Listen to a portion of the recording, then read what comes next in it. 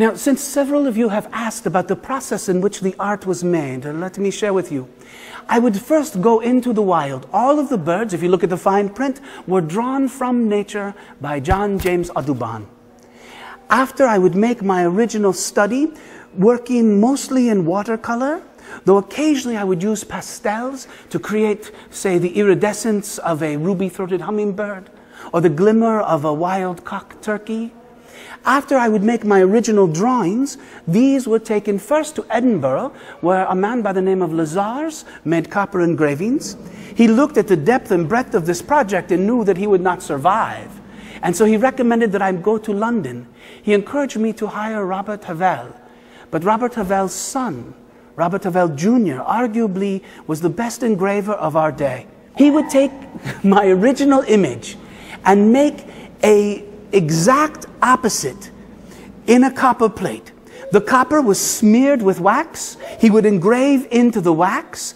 He would use acid to etch into the wax to create some of the subtlety of the shading of the leaves. Then that copper plate would be smeared with ink, pressed upon a specially ordered paper, the double elephant portfolio made in England at the Watman Mills, which later made the Confederate money and made the personal stationery of the Queen. The Watman Mills used a high rag content paper. You've heard of the rag and bone man? He would go through the village collecting rags and bones, and they would be ground into paper. The double elephant-sized paper would be pressed with a copper plate, and if you look very carefully, you will see the plate mark. And that is one way that you know it is an original Audubon engraved by Havell. You also, if you hold it up to the light, you will also see the Watman watermark in the paper. Now, these original images were then hand-colored. So you might add the blue, and then you would hand it to her, and she would add the red, and then you would hand it to her, and you would add the green. And yes, a team of women did the coloring.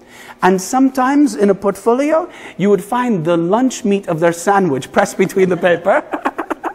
And occasionally, because the coloring, if not done well enough to my standards, I would take it back to Havell and insist that they color it again. But Havell's artistry comes through.